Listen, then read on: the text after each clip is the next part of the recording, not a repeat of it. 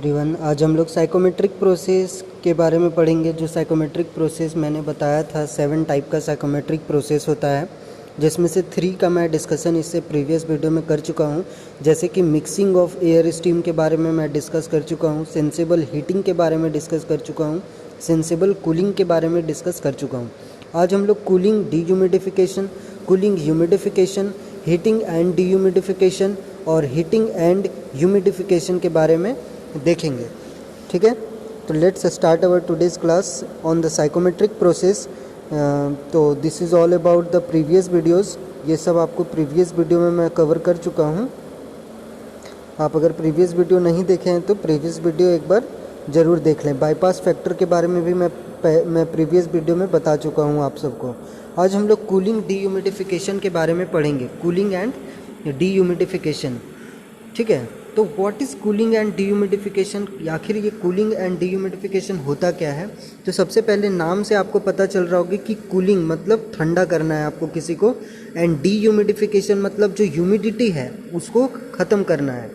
ठीक है, कूलिंग मतलब ठंडा करना है और डीह्यूमिडिफिकेशन मतलब ह्यूमिडिटी को ख़त्म करना है, मतलब कंटेंट, मॉइस्चर कंटेंट जो है उसको कम करना है। ठीक है, मॉइस्चर कंटेंट को आपको हटाना है, तो ये कूलिंग एंड डीह्यूमिडिफिकेशन कहलाएगा। तो ये हम लोग कैसे गेन कर सकते हैं? तो जब हम लोग एयर को, है ना, किसी भी ऐसा सरफेस से पास करेंगे जिसमें क्या हो, वाटर का स्प्रे हो। ठीक है, जैसे मान लीजिए कि मेरे पास एक एयर है। ठीक है, एयर है, एयर को एक ऐसा सरफेस से पास कराएंगे। मैं आपको डायग्राम बना के बताता हूँ। जैसे मान लीजिए ये एक सरफेस है। ठीक है, यहाँ से एयर मेरा फ्लो कर रहा है, एयर मेरा फ्लो कर रहा है और इसी में कुछ इस तरह का पार्ट नोज़ल लगाया हुआ हो जिससे वाटर का स्प्रे हो।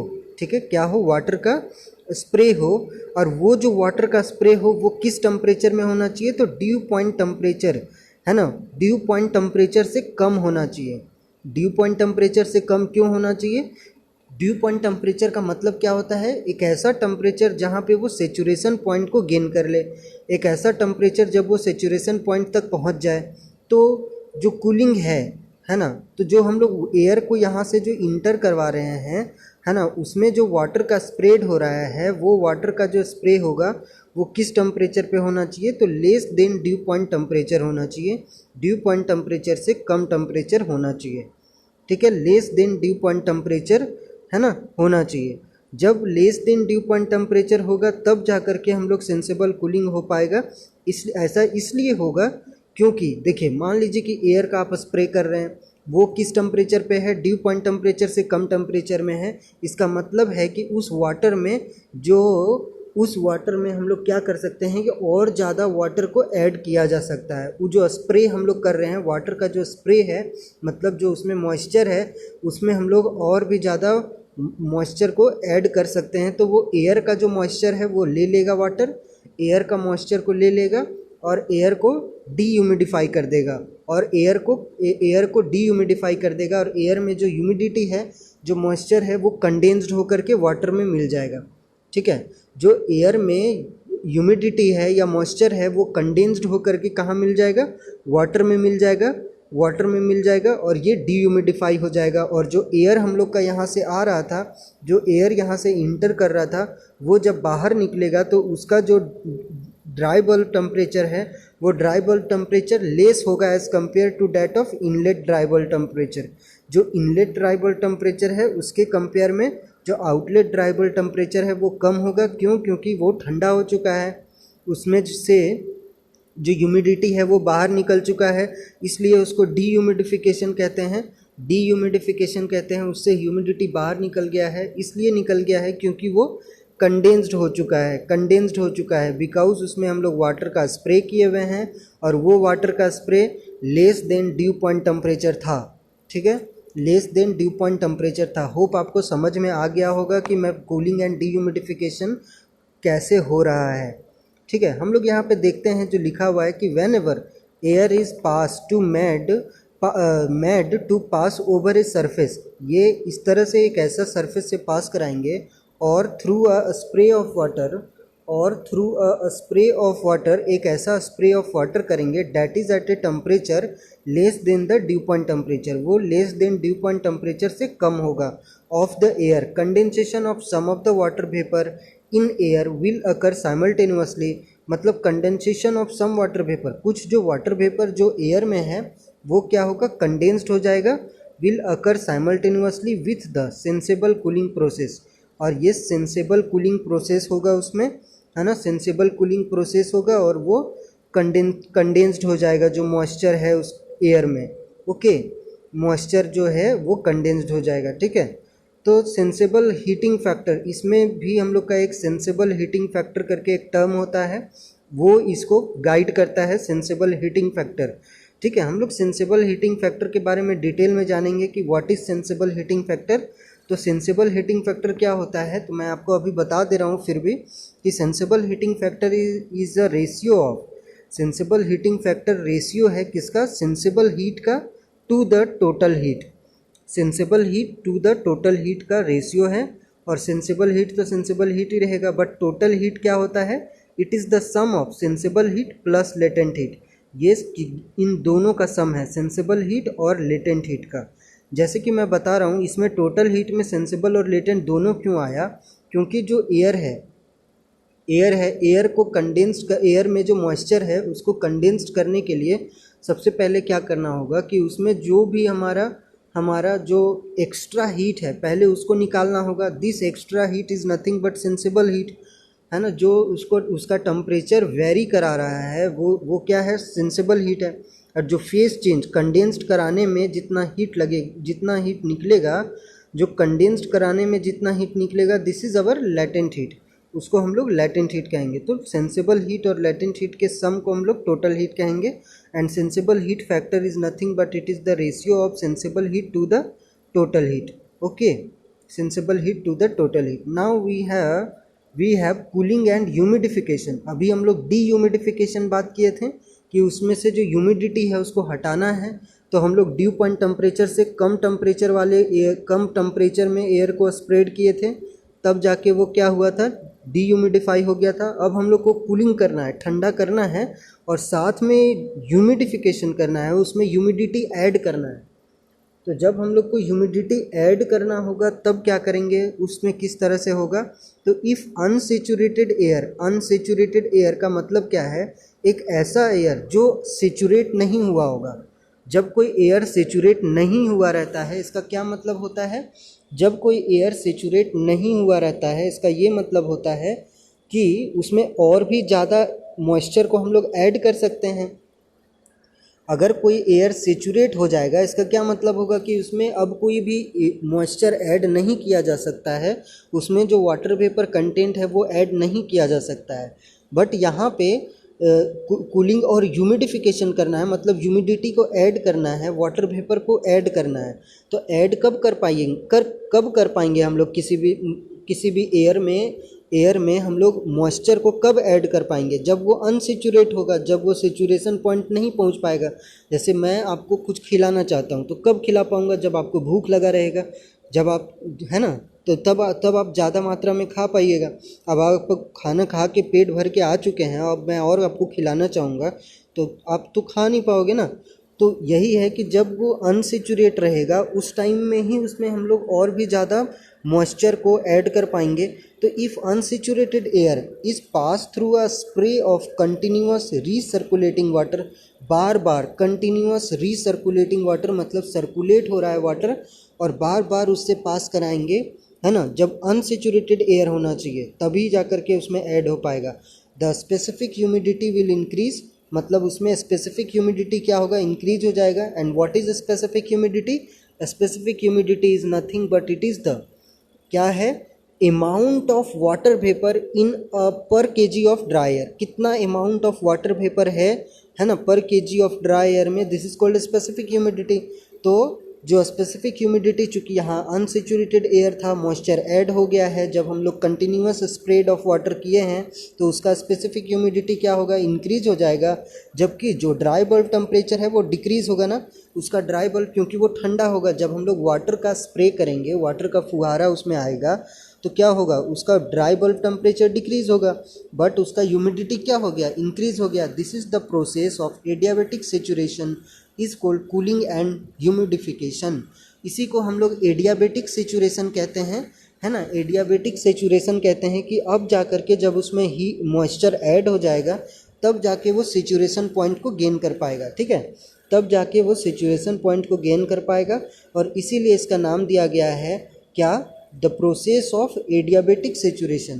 Process of adiabatic saturation is called cooling and humidification. इसीलिए इसको कूलिंग एंड ह्यूमिडिफिकेशन नाम दिया गया है कि आप ठंडा तो कर रहे हैं बट साथ साथ में आपको ह्यूमिडिफिकेशन भी कर रहे हैं, ह्यूमिडिटी भी इंक्रीज कर रहे हैं।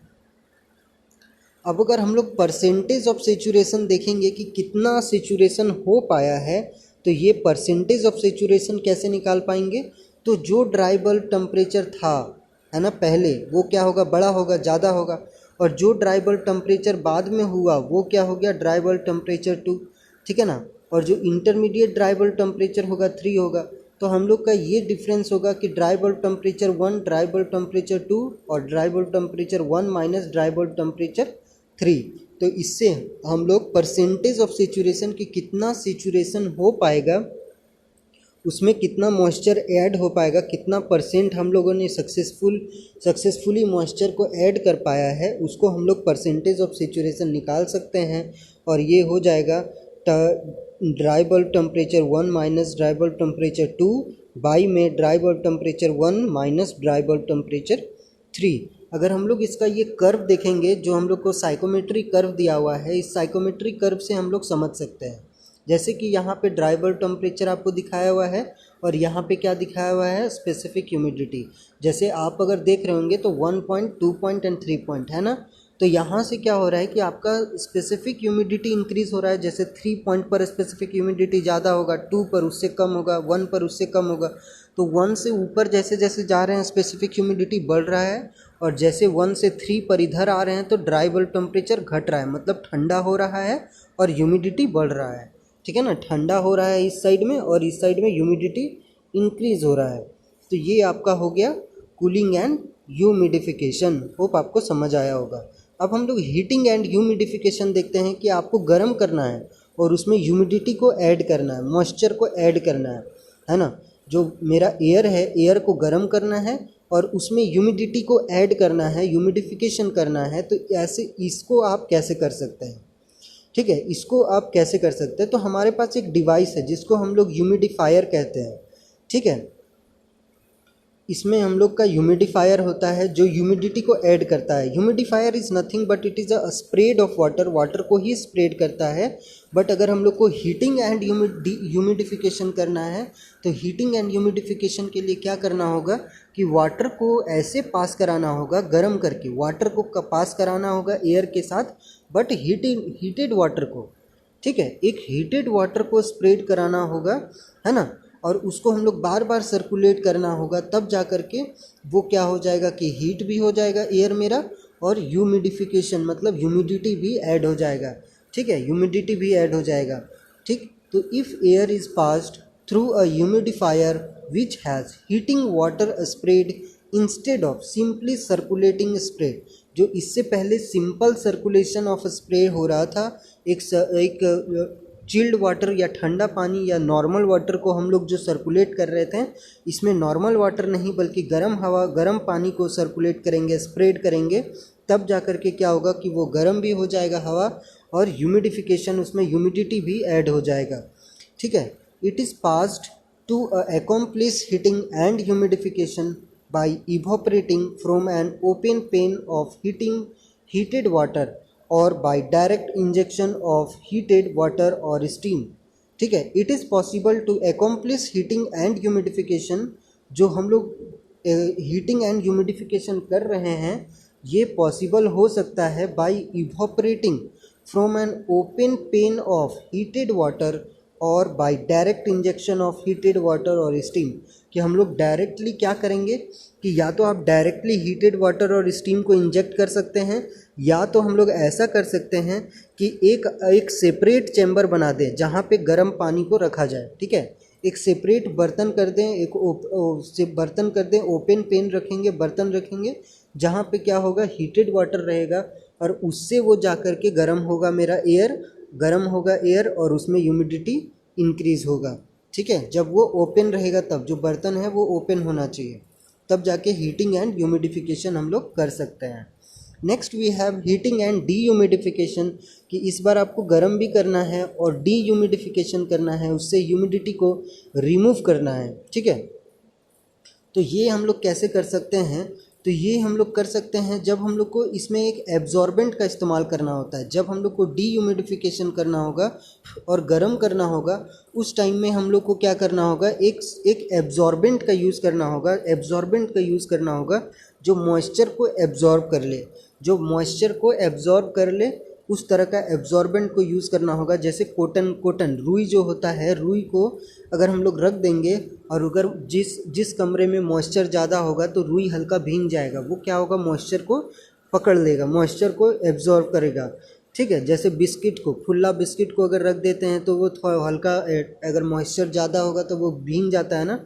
तो इस तरह का मटेरियल जिसमें ज़्यादा एब्जॉर्ब, जैसे बिस्किट क्या है, बहुत कम एब्जॉर्ब किया, लेकिन कुछ ऐसा मटेरियल भी है जो बहुत ज़्यादा मॉइस्चर को एब्जॉर्ब कर लेता है। कहीं अगर हम नॉर्मल जगह में जहाँ कम मॉइस्चर है वहाँ भी रखेंगे तो वहाँ से भी वो मॉइस्चर को पकड़ लेगा, एब्जॉर्ब कर लेगा। उसको हम लोग एब्जॉर्बेंट के नाम से जानते हैं, उसको हम लोग एब्जॉर्बेंट कहते हैं। ठीक है, तो if air is passed over A solid absorbent, कि जब हम लोग एयर को पास कर रहे हैं कहाँ से, सॉलिड एब्जॉर्बेंट सरफेस से, है ना, जो क्या करेगा, मॉइस्चर को एब्जॉर्ब कर लेगा, और through a liquid absorbent spray, है ना, लिक्विड एब्जॉर्बेंट स्प्रे से पास कराएंगे साइमल्टेनियसली, साथ में, है ना, दोनों में से किसी एक के साथ, सॉलिड एब्जॉर्बेंट सरफेस हो या तो लिक्विड एब्जॉर्बेंट स्प्रे हो, साइमल्टेनियसली उसके साथ ही heating and dehumidification is accomplish, तब जाके साथ में हीटिंग एंड डीह्यूमिडिफिकेशन हो पाएगा। जब हम लोग सॉलिड एब्जॉर्बेंट सरफेस का इस्तेमाल करेंगे तब वो ऐसा पॉसिबल है। ठीक है, in either case the dehumidification result from absorbent और absorbent having a lower water vapour pressure than air, और इसका जो वाटर वेपर प्रेशर है वो कम होना चाहिए एज़ कम्पेयर टू एयर। ठीक है ना। तो जो एब्जॉर्बेंट हम लोग यूज़ कर रहे हैं, from the absorbent having a lower water vapour than air के कंपेयर में उसका जो वाटर वेपर है वो कम होना चाहिए, है ना। लोअर वाटर वेपर का जो प्रेशर है वो कम होना चाहिए, तभी ऐसा पॉसिबल है। तब जा कर के वो ज़्यादा से ज़्यादा मॉइस्चर को क्या करेगा, एब्जॉर्ब कर लेगा, तो हीटिंग एंड डीह्यूमिडिफिकेशन हो पाएगा। अगर हम लोग कर्व में, अगर साइकोमेट्रिक कर्व में हम लोग अगर हम समझना चाहेंगे तो ये आपका 1 से 2, this one is our heating and dehumidification. आप देख सकते हैं कि यहाँ पे जो ड्राई बल्ब टेम्परेचर था वो ड्राई बल्ब टेम्परेचर यहाँ पे इंक्रीज़ हो गया है, और जो ह्यूमिडिफिकेशन, यहाँ ह्यूमिडिटी जो दिख रहा है, जो 1 पे ह्यूमिडिटी है और जो 2 पे है, 2 पे मिनिमम ह्यूमिडिफिकेशन है, मिनिमम ह्यूमिडिटी है, तो ये आपका हीटिंग एंड डीह्यूमिडिफिकेशन हो जाएगा। इसके बाद आता है सेंसिबल हीट फैक्टर। ठीक है, सेंसिबल हीट फैक्टर आता है। What is sensible heat factor, तो sensible heat factor is defined as, मैं आपको सेंसिबल हीट फैक्टर के बारे में पहले ही बता चुका हूँ थोड़ा सा, आप यहाँ पे डेफिनेशन भी देख सकते हैं कि sensible heat factor is defined as the ratio of sensible heat to the total heat. ये किसका रेशियो है, sensible heat to the total heat का रेशियो है। ठीक है, sensible heat factor is equal to sensible heat to the total heat. Sensible heat SH, total heat SH plus LH। SH क्या हो गया, सेंसिबल हीट, प्लस LH हो गया latent heat. ठीक है, तो सेंसिबल हीट फैक्टर इन दोनों का, सेंसिबल हीट और टोटल हीट का रेशियो है। सेंसिबल हीट और टोटल हीट में sensible heat plus latent heat होगा। उसके बाद RSHF क्या होगा, room sensible heat factor line is defined as the ratio of sensible heat load in the room to the total heat load in the room. ठीक है, room sensible heat factor line is defined as the ratio of sensible heat load in a room to the total heat load in a room. ठीक है, sensible heat to the total heat. Okay, but यहाँ पर भी जो sensible heat factor भी था, sensible heat to the total heat. यहाँ पर भी हम बोल रहा हूँ कि रूम सेंसिबल हीट फैक्टर जो है इसमें भी sensible heat to the total heat. कुछ समझ नहीं आया होगा तो कहाँ से, ये जो रूम सेंसिबल हीट फैक्टर है इसमें क्या होता है, रूम टेम्परेचर क्या होता है, what is room temperature? Room temperature is nothing but it is the atmospheric temperature जो नॉर्मल कंडीशन में है ना, नॉर्मल कंडीशन में जो टेम्परेचर होगा this is called room temperature. तो रूम सेंसिबल हीट फैक्टर भी वो नॉर्मल सेंसिबल हीट का बात कर रहा है, ये नॉर्मल सेंसिबल हीट का एक रूम सेंसिबल हीट का बात कर रहा है, एक स्पेशल कंडीशन का बात नहीं कर रहा है। जैसे सेंसिबल हीट फैक्टर क्या था, ये कहीं का भी हो सकता है, sensible heat to the total heat बस ये कहीं का भी हो सकता है, कोई भी कंडीशन यहाँ पे नहीं लगाया हुआ है। बट जो रूम सेंसिबल हीट है वो रूम सेंसिबल हीट फैक्टर क्या होगा, ये डिफाइन करता है रेशियो को sensible heat load in the room, in a room मतलब जब नॉर्मल कंडीशन में जो सेंसिबल हीट होगा to the total heat load in a room, जो नॉर्मल कंडीशन में जो टोटल हीट होगा उनका रेशियो को हम लोग रूम सेंसिबल हीट फैक्टर बोलेंगे। ठीक है, फॉर्मूला दोनों का सेम होगा बट यहाँ पे इन अ रूम मतलब एक नॉर्मल कंडीशन का ही बात कर रहा है। ठीक है, अब हम लोग नेक्स्ट देखते हैं ग्रैंड सेंसिबल हीट फैक्टर, जो GSHF जो है grand sensible heat factor line.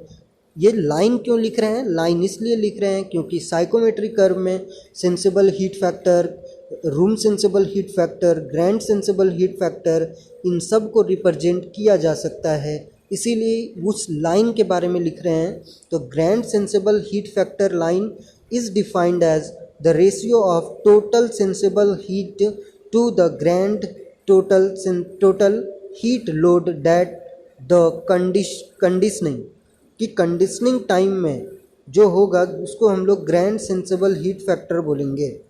ठीक है, जो grand sensible heat factor line है उसको is defined as the ratio of total sensible heat to the grand sensible heat,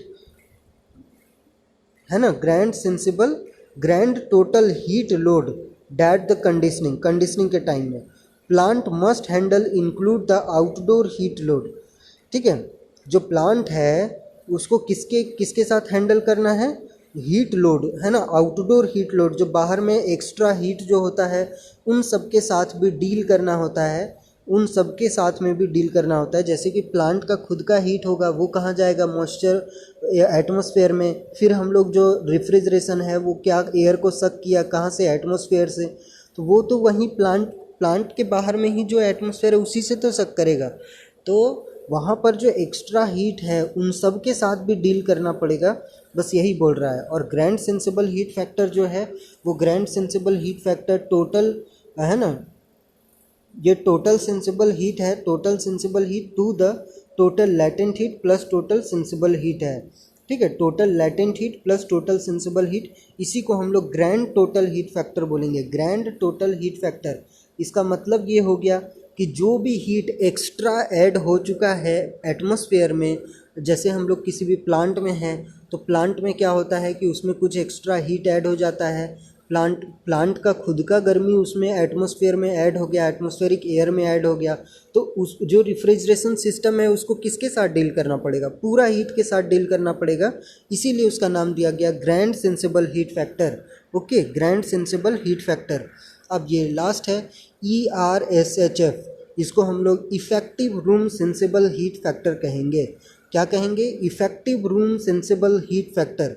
तो RSHF, ठीक है, ERSHF effective room sensible heat factor is defined as the sum of all sensible heat gain, कि जितना भी sensible heat gain हुआ है, जितना भी सेंसिबल हीट गेन हुआ है, जो जो हीट उसमें ऐड हुआ है, that occur in the room including the gain due to the portion of ventilation air which is bypassed, कि जैसे जो भी वेंटिलेशन के द्वारा जो बाईपास्ड एयर है, मतलब जो एयर में जितना भी हीट ऐड हुआ है उन सबका सम को हम लोग बोलेंगे effective room sensible heat factor. Okay, effective room sensible heat factor कहलाएगा।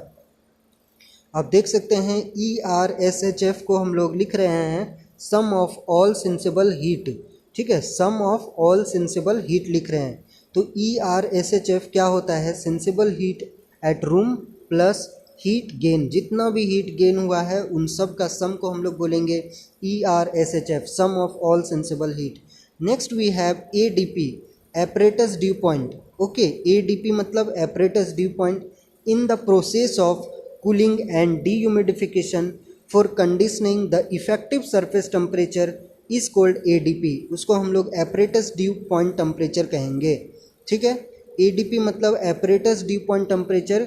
कि क्या होता है कि जब हम लोग कूलिंग एंड डीह्यूमिडिफिकेशन पढ़ रहे थे, जब कूलिंग एंड डीह्यूमिडिफिकेशन पढ़ रहे थे वहाँ पे हम लोग क्या करते हैं, डीह्यूमिडिफिकेशन में वाटर का स्प्रे करते हैं।